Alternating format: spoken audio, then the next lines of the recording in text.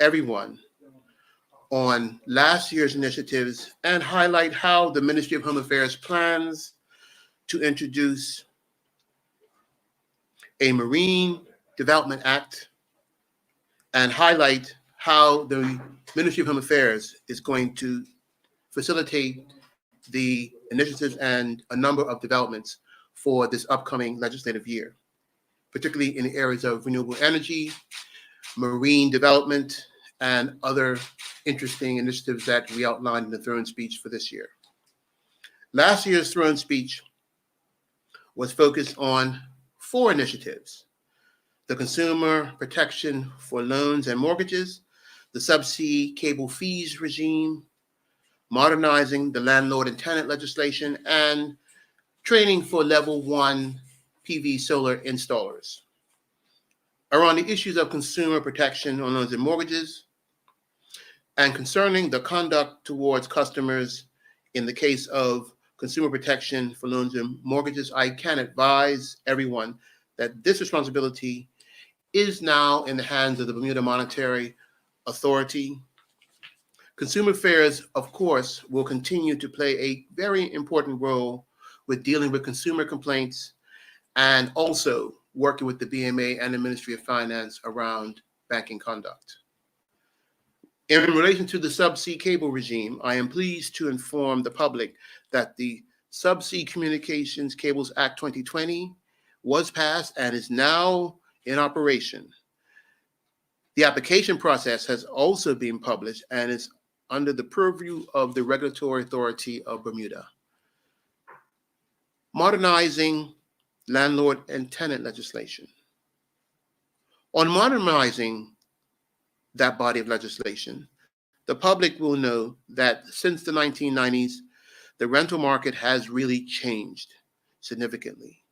In contrast, however, this legislation has not kept up with the current changes and, in fact, was first put in place in 1974. So as you can appreciate, it is pretty old legislation.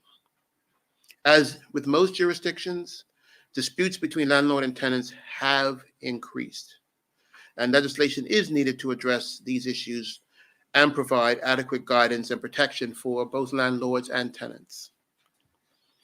During the last year, the economic impact suffered by residents has highlighted the ambiguity in certain acts and the need for updated legislation.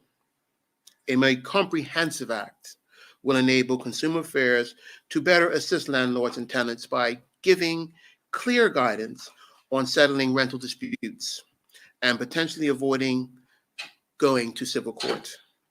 Responsibility for enforcement of the 2 acts currently falls with the courts and not with the Department of Consumer Affairs. Hence, landlords and tenants have little option but to resort to the courts to settle disputes because of the lack of clear direction from this body of legislation.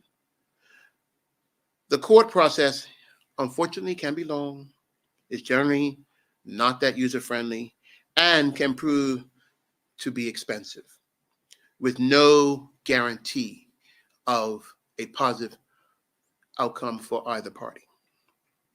The updated act will introduce emergency enforcement powers for Consumer Affairs, who can now only do the best but conciliate issues that arise, but cannot enforce any remedies whatsoever.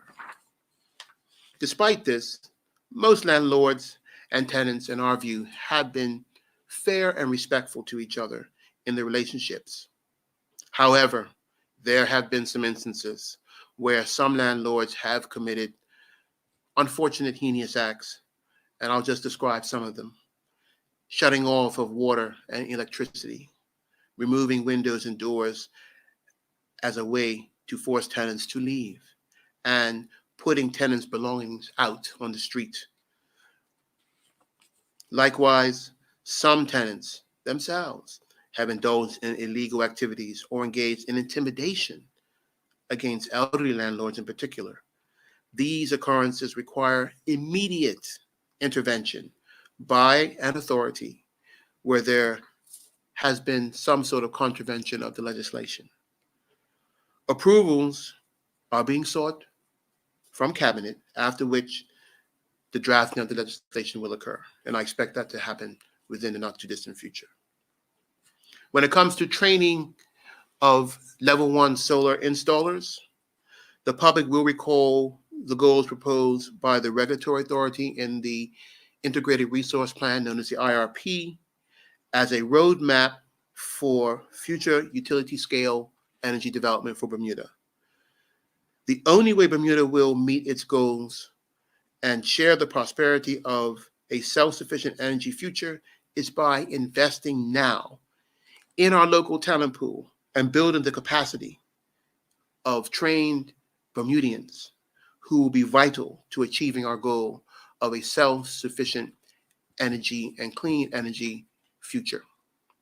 To that end, the public will recall with some excitement I announced on July 7th when I introduced the free solar photovoltaic or PV certification training program held in partnership with Connect Tech. And later that month, I congratulated 20 students who had completed that training. During the application phase of the solar photovoltaic or PV certification program, we recognized that many who applied for the program did not have the requisite electrical and construction experience, which was necessary to do the program. With the experience being essential for the course, many were unable to be accepted into the program. As an alternative, the Ministry of Home Affairs, through the Department of Energy, undertook an initiative with the Construction Association of Bermuda to offer a course of study through NCCER, the National Center for Construction Education and Research. While initially planned to begin this fall, COVID-related challenges have required the course to start much later than we anticipated in the early new year of 2022. Despite this minor setback, I am confident to say that we are on our way to ensuring that Bermuda will have qualified and capable pool of workers to meet the needs of our clean, renewable, self-sufficient energy future. Now, in relation to the items in the 2021 throne speech, those were my initiatives from last year. I'm not going to talk about the ones going forward. As stated in the 2021 throne speech, and in line with Bermuda's economic recovery plan, the Ministry of Home Affairs will focus its efforts on introducing a Marine Development Act and a bill to facilitate the development of innovation and Bermuda as a test bed for renewable energy technology. When it relates to the Marine Development Act, before expanding on that, I would like to begin in what I feel is the most thoughtful and relevant quote around this issue of the environment, around climate change, and around the issues that the globe, not only Bermuda, faces. We do not inherit the earth from our ancestors. We borrow it from our children. That is a well-known Native American quote. And with that in mind, the Marine Development Act will include a marine spatial plan identifying 20% of area to be protected in Bermuda's exclusive economic zone, known as the EEZ.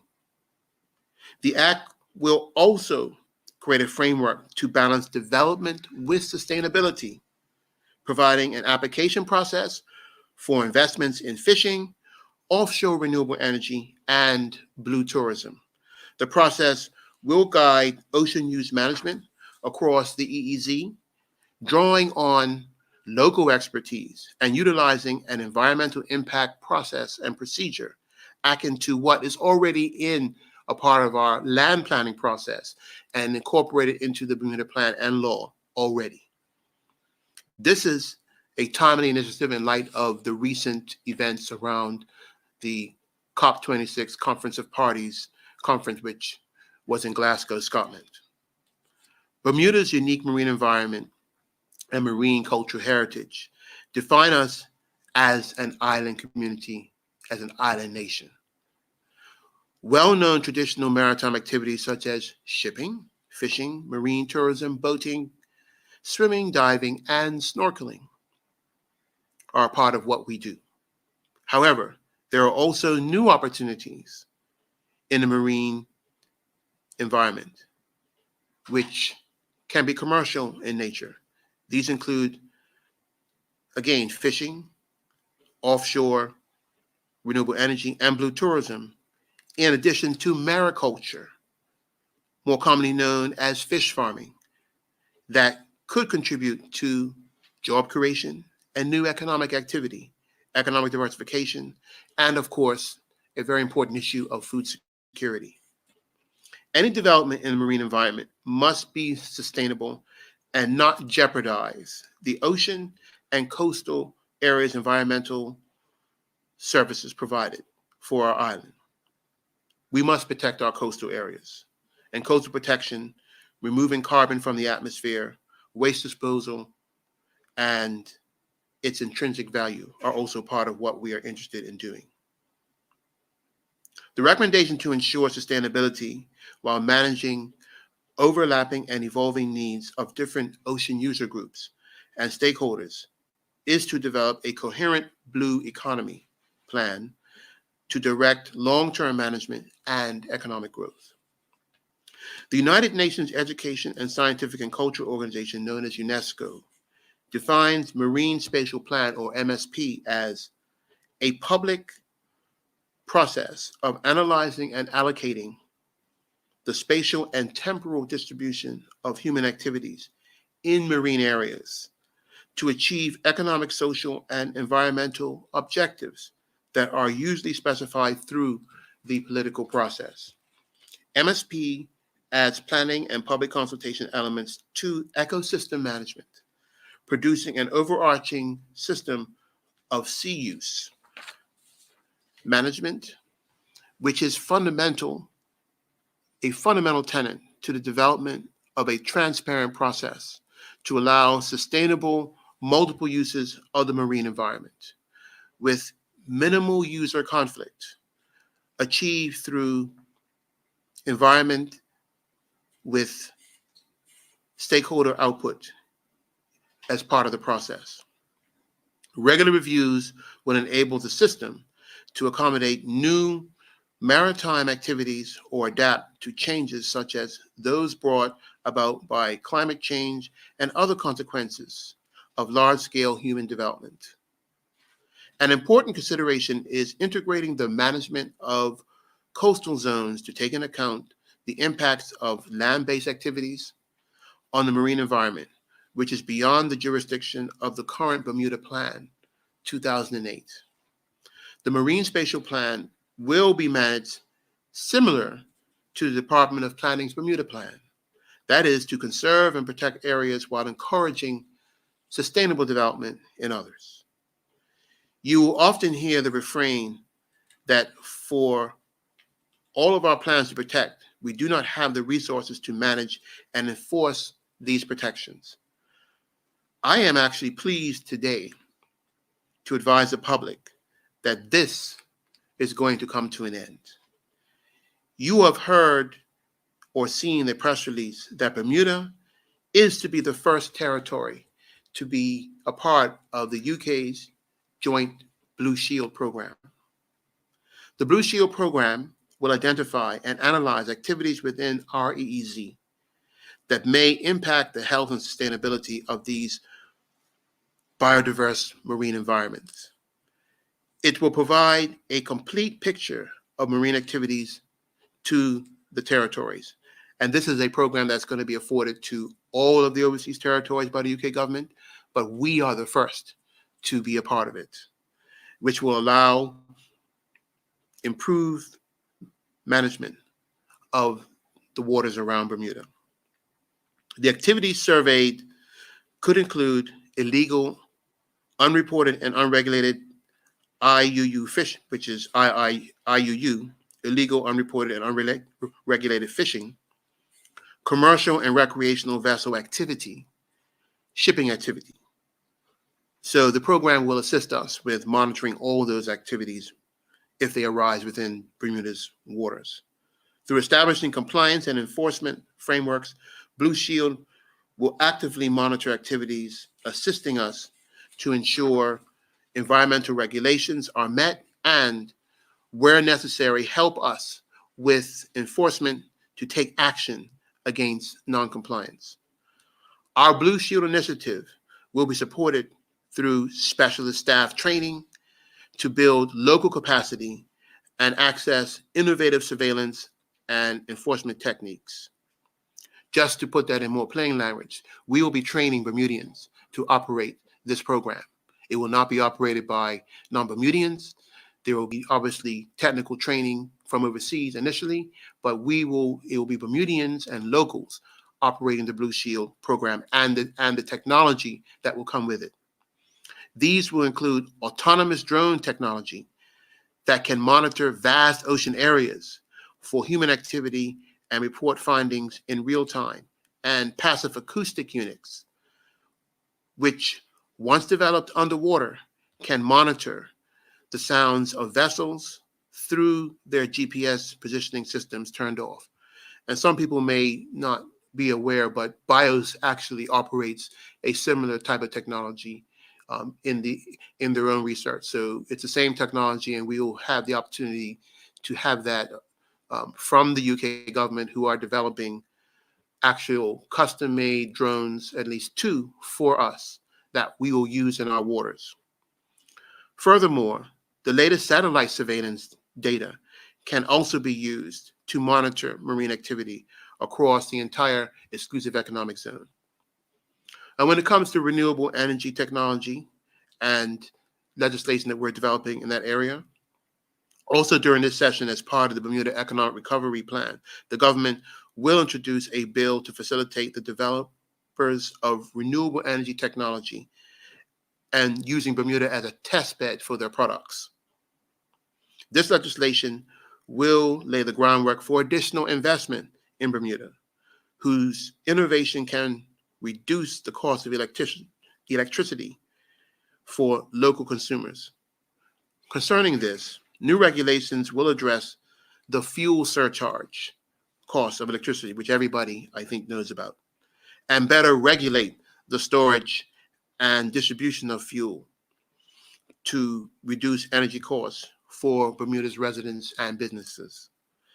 The public will know that long before the effects of COVID-19, this government recognized the need to find ways to attract both local entrepreneurs and foreign investment innovators to do business in Bermuda. Recent circumstances have made these efforts even more pressing and require us to change our legislative model to attract innovative entrepreneurs to our shores. Energy forms the backbone support for all other industries and activities, and is a sector ripe for additional development in our environment.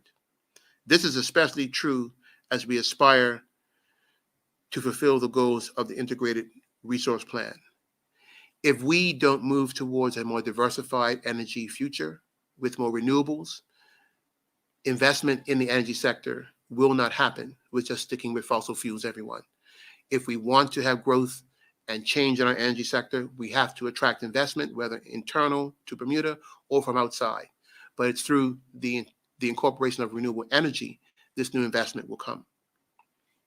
Recent innovators have been seeking to develop creative solutions to electricity generation offshore in our oceans.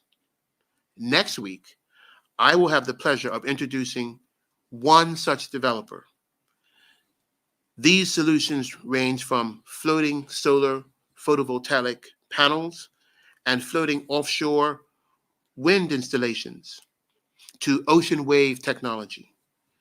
If proven to be operationally feasible and economically viable, these innovations could change the whole game of energy future for Bermuda and the future of electricity generation.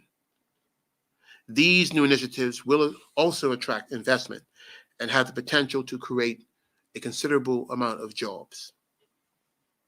Currently, 42 3B of the Electricity Act of 2016, which governs requests for comments and other generation proposals, states, and this is what the current legislation says, any person that submits a proposal pursuant to a notice under this subsection shall, in that proposal, demonstrate how it uses technology that is in commercial operation in another jurisdiction.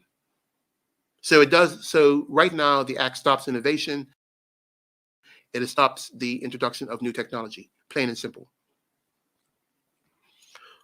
By its nature, and indeed by necessity, we currently have a policy of not adopting new generation technologies until technology has been widely adopted commercially elsewhere.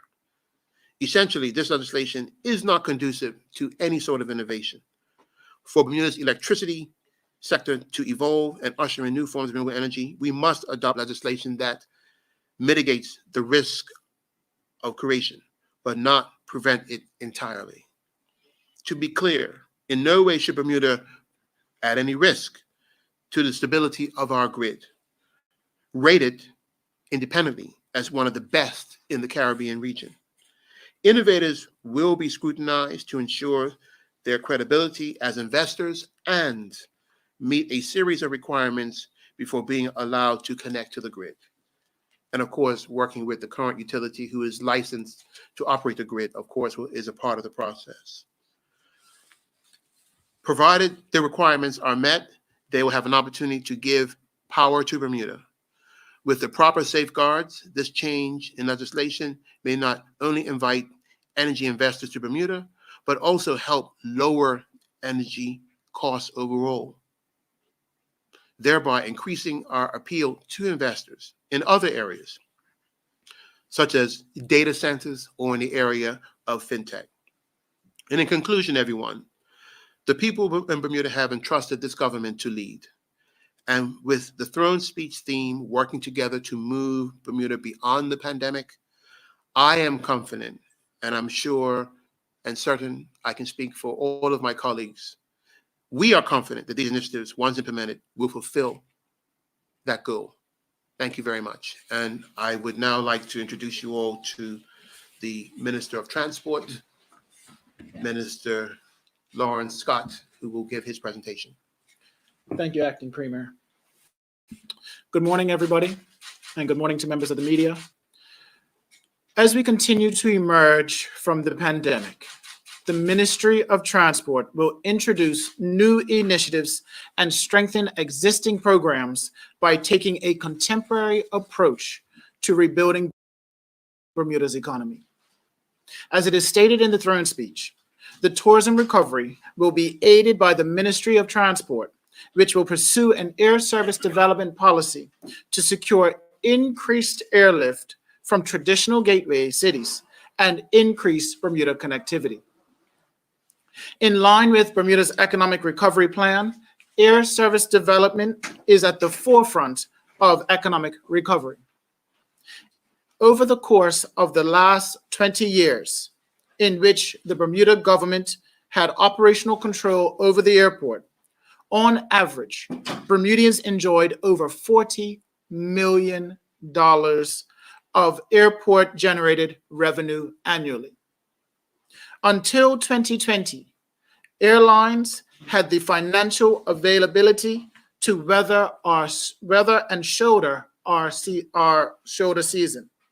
During this legislative year, working with the Bermuda Airport Authority and the Bermuda Tourism Authority, the ministry will explore every opportunity in which to reduce the risk associated with the Minimum Regulated Revenue Guarantee, or MRRG, to Skyport, which over the past 18 months has cost the taxpayers of this country more than $40 million. $19 million has been paid this calendar year alone, and this includes the most recent payment of $8,451,053.51.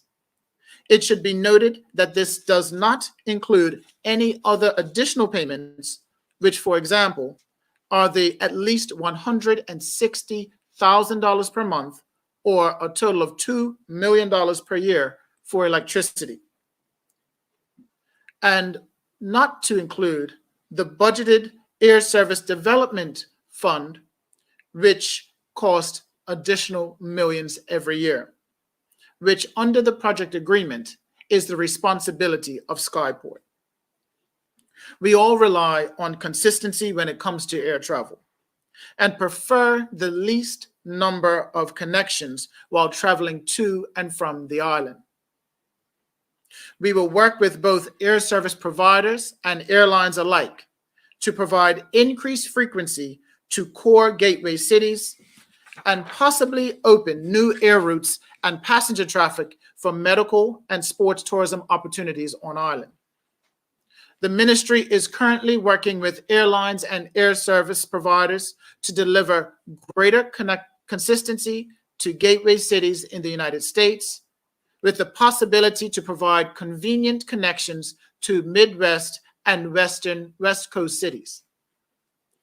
The 2022 cruise ship season is shaping up for a competitive return. The ministry is working with local cruise agents, as of today, we have confirmed 180 cruise visits. We value the cruise ship industry and the economic impact it has on our economy. It is estimated that each cruise ship visit contributes approximately $1 million to our local economy. When it comes to public transportation, while the opposition has declared their intent to privatize this service, the ministry's focus is on working with and strengthening the relationship with our internal stakeholders. And when I speak about internal stakeholders, I mean our unions. This includes hiring additional bus operators to provide safe, consistent, and reliable service to our customers. In addition, the ministry is investing in and focusing on providing environmentally sound alternatives. The Ministry of Transport will continue to work with the Department of Energy to explore global and regional landscapes of zero-emission mobility and the opportunities it creates for Bermuda, including electric vehicles. A cross-ministry initiative is already underway with the government's Energy Transition Projects team, which includes the evolution of the public bus fleet to zero-emission vehicles. In February of 2022, 30 new all-electric buses will arrive on island. The Department of Public Transportation will bring these buses online to service our existing bus routes. The Department of Public Transportation is currently managing the request for proposals, or the RFP, process for the Fort Langton electric bus charging infrastructure, and has recently completed the RFP for the digital fare media on public buses and ferries.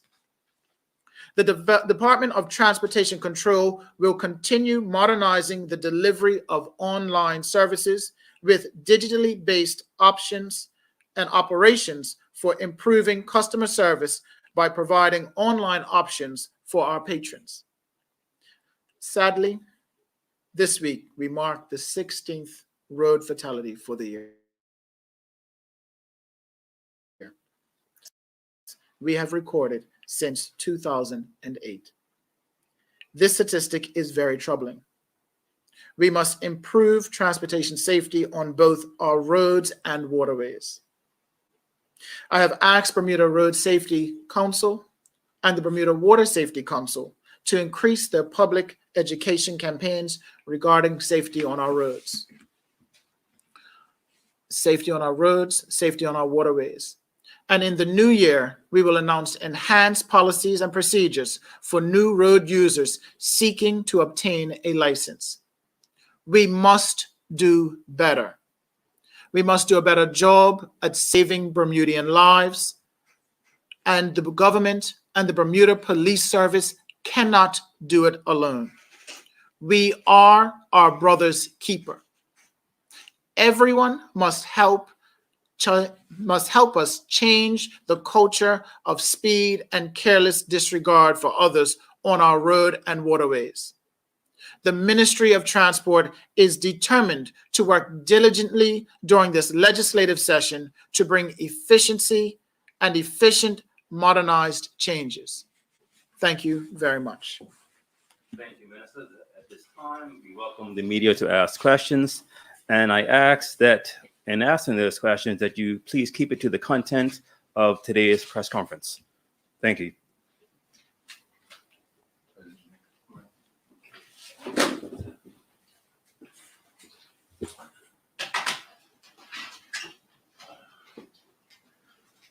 Hi, Sean Conley from the Royal Gazette. I haven't met you before, Minister. Well, nice to meet you. If I could start with you, Mr. Scott. As you've stated there, 16 road deaths now. It looks like we're heading for an unfortunate record this year. Is it now time to refer to this as a national emergency? That's a good question. And I don't know if it rises to the level of a national emergency, but I do think that it rises to the level in which it should be a priority, which it is for the Ministry of Transport. And what we are looking to do, we understand that this is that proverbial onion with multiple layers. There's no one size fits all, and there's no silver bullet. It's going to take all of us, as I said in my statement, it's going to take all of us to work together, to be very conscious of this, because it's ingrained in our culture. You know, I know from growing up here, once you go 16, it's all about getting a bike, getting out there, seeing who can make the biggest nip or the closest nip, or who can drag pop the longest. And that is a culture we have to rein back in. And that we, as the government, we, in conjunction with the Bermuda Police Service, cannot do it alone. And so going back to your question, it is a priority. But if we do nothing, and if things don't change, unfortunately, it could raise to the level that you've said of a national emergency. Well, how many deaths does it take to be a national emergency then? Because we're at near record levels for 13 years. So, I mean, was it 20 deaths, 25? I want to say that we don't want to, and we don't think that it is acceptable to lose anybody on our roads. And I think that we have to look at extenuating circumstances, because you could go back to 1975 when we had, I think, 20 to 25 deaths on our roads, but that was prior to the helmet law. And so would you have said that it was a national emergency back then at 25 deaths? I think that we can't put a number on making it a national emergency. It is whether we are able to put in the mitigating factors to change the trend, and instead of having an upward trend, to have a downward trend. And when we can no longer change that trend, I think that is when we should be able to, when we should start looking at it as a national emergency. The Cayman Islands, similar population, they've had 8 road deaths this year. They've declared it a national emergency. So if they can show that level of urgency with such a major problem, why can't your government? I think the Cayman Islands and Bermuda are 2 totally different jurisdictions with 2 totally different road infrastructures and 2 totally different governing the way and the uses thereof. You're on about behaviours of driving, etc., particularly young people on bikes and such. Do you think the graduated licensing system, Project Ride, that type of thing, that needs to be reformed? As you know, that just seems to create a bubble where 16-year-olds can go out and do the things that you were saying, nipping and I smile because that is the direction that we're going right now. And as I mentioned in my statement, that we're looking at the policies and procedures in which one gets to obtain the license. And I think that this is a good way for me to segue. The culture that we have on our roads didn't just start today. It's not just under the PLP. It's not just under the OBA. It's not just under the UBP. This is something that is seemingly systemic. And I think it goes back to our training.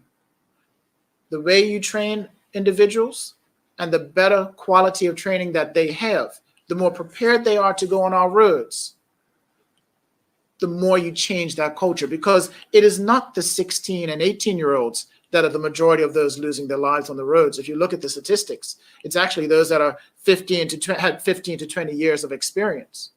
So it's your 30 to 40-year-olds that are losing their lives in the greater numbers. So it shows that when you come out, you actually have a good grasp and a good respect for the road. But it could be something that goes along with complacency. But if we improve the quality of education and don't just train our road users to pass a test, but to properly maneuver and operate a vehicle, we believe that that will help have a long-standing change in the trend that we're seeing now. Okay, as part of that behavioural issue, would you agree that the DUI rules need to be tightened up, perhaps with tougher fines for repeat offenders? I believe that, yes, DUI rules should become more strict, but we have to keep in mind that history has shown that the stricter the penalty doesn't necessarily mean a change in behavior. Once again, it goes to the culture, goes to the mindset that we have. We have Bermudians that brag about how good of a driver or rider they are while they're intoxicated. That no matter what fine you get, you're still gonna try. That mentality is what has to change. Right. Could you give an example of how strict you would like to see it go then? I don't think that it would be appropriate for me to speak of how strict off the top of my head. Once again, we have to look at all the extenuating circumstances, look at the historical data, and for me to just talk about a policy off the top of my head would be irresponsible. Okay, you mentioned airlines and trying to get into mid-America and the West Coast. The Bermudians really, it would seem, really want to see the return of the Boston link. I mean, how are we doing with that? What kind of pressure is being levered to get that going again? I wouldn't use the word pressure. I would use the word partnership. We are leveraging our relationships within the industry to be able to provide more reliable and more consistent service to our core markets. Now, what does that mean? That means we are looking at the trends right now. We're reviewing all the trends, not just in our region, but globally, because we have to start looking at the different markets. There's an international travel market and a domestic travel market, which have two almost totally different variables that lead to their success and or their failures in different areas. So what we're doing now is we're working with air service providers and the airlines. We're working with both of them to see how we can best utilize them in conjunction with our air service development, which dovetails into the National Tourism Plan, so that we can have a wholesome, sustainable, and efficient and effective way forward. Would your aim be to see the Boston link restored next year? Beg your pardon? Would your aim be to have the Boston link back next year, Airlink? Yes. As of right now, we are on track to have Boston connectivity restored by the end of March. All right. Okay. That's good. On the subject, would you agree that the COVID protocols are a bit of a deterrent for visitors to the country? They're just putting people off. Would it be a deterrent? I don't think that it's a deterrent in the sense of, I think that the government's priority is keeping our people safe. If you notice that, yes, Bermuda has been more strict than other jurisdictions from the beginning, but now the other jurisdictions are following the Bermuda model. So is it a deterrent or are we setting the bar? I choose to say we are setting the bar. Okay, But I finally, do admit also, that I'm sorry to cut you off, but I do admit that we do have to work on, and we are working on streamlining the process so that we are more user friendly to air visitors. streamline in what way? Right now, we're looking at other jurisdictions. What's trying to see is, are we able to accept antigen tests for arrival versus PCR tests for arrival? We understand that right now it is in other jurisdictions, although our testing capacity is world leading, other jurisdictions don't enjoy that luxury or that benefit.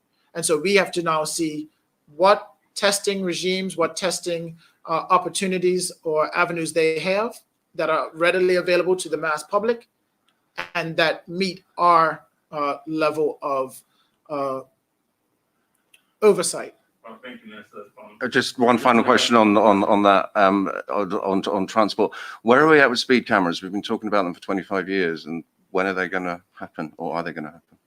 I believe at this time we are making progress with speed cameras. Speed cameras are part of Operation Caution, and Operation Caution is to be completed by 2023. So we are not behind on the implementation of speed cameras, but we do admit that we have to work a bit faster and a bit better with them moving forward. And we are doing a joint initiative with the Ministry of National Security. Okay, thanks a lot. Mr. Roban, it's nice to see you in person. We spoke on Zoom when you were in Glasgow.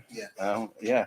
So the single-use plastic ban proposals, there seems to be quite a pushback on that from people, companies, etc. Do you think that they might be watered down? It is quite a hardline regime that you're proposing. Well, I'd like you to tell me who's pushing back. I have not seen that. I know that we just finished the consultation process, and every business has had an opportunity to contribute to that. And I would be interested to know what you mean by pushback, because at this point, we are in a proposal form of which we put out for consultation. So everybody who consulted is actually contributing to the development of the policy. So what they have received is what we've laid out. We are giving them an opportunity to actually contribute to the development of that process. And we will review all of their submissions, and then that will shape what is ultimately brought out. And as you would know, it's a phased process as well. So I'd be interested to know who you're referring to as pushing back, because there's nothing for them to push back on. Okay. There is merely a proposal for them to make their contributions on, and they have a first line role with shaping what comes out in the end. You don't think Bermuda's trying to go too far too fast then? No, because there are other jurisdictions that have already deployed single-use plastic legislation all through the Caribbean in particular. Most of the islands, Barbados, Antigua, I can go down the list, have already put in place, like Jamaica, already have single-use plastics banned. So we are taking an approach ourselves that we believe is appropriate for Bermuda, but many jurisdictions similar to us have already deployed single-use plastic bans. Yeah, you mentioned, thanks. You mentioned wind farms in your statement. So where exactly are we with that creation now of that kind of clean energy? Wind is a component in the integrated resource plan.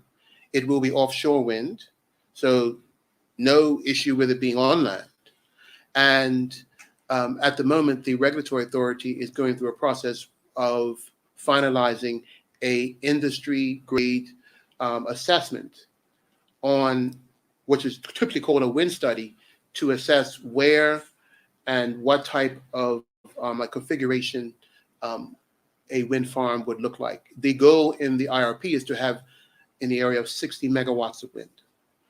Okay. So like the regulatory authority can give you more information on their work, because they are principally the ones doing the work on the specifications and technical aspects of a wind farm or proposed 60 megawatt wind farm.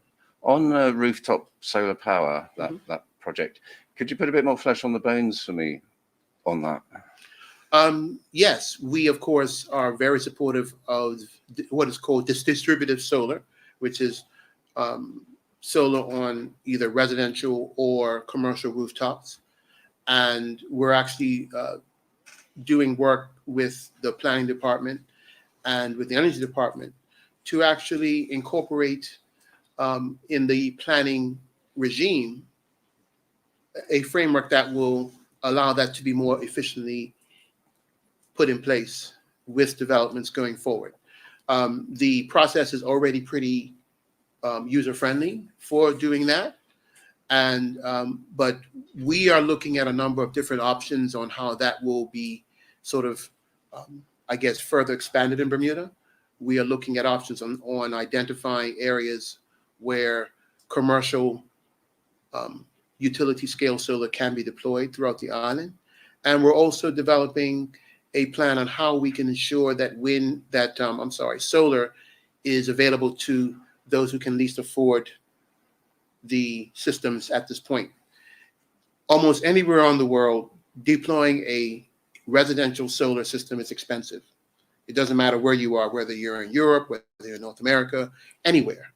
We're looking for ways that we can have a more community-based approach with deployment that will allow greater access by those who cannot afford the investment, but they will have the opportunity to take advantage of renewable energy. So we're looking at options for like utility scale, but also how we can have a community-based approach where greater members of the community who can least afford it will have access to solar as well. How would you envisage it if a company or an individual, they have a power outage from the solar? Would they be able to just plug into the grid again? Well, that is something that will be addressed in future legislation, that a person can have and like an arrangement with the provider of utility power like Belco, and that if they have a disruption in their operation, they can still plug into their to what the utility is providing. But that will be has to do with what a power purchase, with an agreement between the utility and the consumer. That will be how things will be developed going forward. But it also means perhaps some other changes that have to be made from an infrastructure standpoint with upgrading of the grid that can allow that sort of operation as well. It's not a straightforward thing, even under the current grid configuration. So as more people adopt solar and get used to it, the grid has to be able to accommodate and adapt to that sort of usage, which is not what it's built for in total right now. All right, finally, thanks. Finally, where are we at with the testbed alternative energy project scheme attraction? I spoke of that in my statement. I am quite pleased with the progress of that. Recently took a paper to the cabinet, which the cabinet supported. So we now in the process of making the legislative changes that will allow for the what we call the regulatory sandbox to exist, that will invite and create a space for renewable energy, innovative renewable energy technologies to be deployed in Bermuda. And as I did also state in my statement, I will next week be introducing a partner who has already made themselves available to be a part of that regulatory sandbox, an innovative new technology opportunity that they want to bring to Bermuda in the area of renewable energy. So we're already here. There is legislative changes that have to be made to create the sandbox, but there are already people here ready to bring their innovation to Bermuda, and we're excited about that. And Sorry. I won't tell you that. Okay. I'll tell you that when I announce it next week. Okay. All right. Thanks a lot. Thank you all for attending. Ministers, do you have any closing remarks? Yes, I'm very excited by the types of opportunities that, one, the throne speech has created for my ministry to bring not only the energy innovation, but the legislative changes, which we actually are trying to ensure are people focused, whether it be the landlord and tenant changes, and the other initiatives that we have outlined that we believe will deal with some of the issues that are of concern to the average people, like their relationship with their landlords and being able to have access to good housing. We also are keen to address the issues of the cost of energy, That is something that every resident, irrespective of whether you're wealthy or not wealthy, you're dealing with a 39 cent per kilowatt hour price of energy, which is one of the highest in the world. We need to bring that down, and our efforts to deal with the fuel surcharge and the a greater regulatory on like the pricing of fuel, we believe we can begin to properly deal with those issues, just like they're dealt with in other like countries. So we're not doing anything different here. We're actually perhaps creating a more modernized framework to address costs in that area, along with costs in other areas. But fuel is attached to everything. Energy is attached to everything. The cost of energy influences everything. So we're looking forward to dealing with that and working with excited about my colleague, Minister of Transport, with his electrification of transport. That also has a positive to our renewable energy future of having energy security and cleaner and safer environment on the environment side, because if we can lower the like emissions from cars, we will clean up communities that get more healthy for everybody. So I laud the efforts of the Minister of Transport in that, because they're also connected to the renewable energy side and helping to bring down the cost for everybody. So I'm proud of my initiatives, and I'm proud of what the government is doing with all the initiatives that we've outlined with the economic recovery plan and with for this year. Thank you. Yeah, and I believe that what you're going to see this year is a better collaboration and cross-ministerial working together. You're going to see more ministries working together than you have before, and this is in the interest of providing future success to all Bermudians, but with a focus on small businesses and entrepreneurs. While singly, the Ministry of Transport is laser focused on restoring connectivity to our gateway cities, but also putting in a air service development strategy that takes into consideration the impact that both international and domestic travel has had based on COVID. Thank you very much, ministers, and thank you for the media and the public for joining us. And that is the end of our press conference. Have a great day.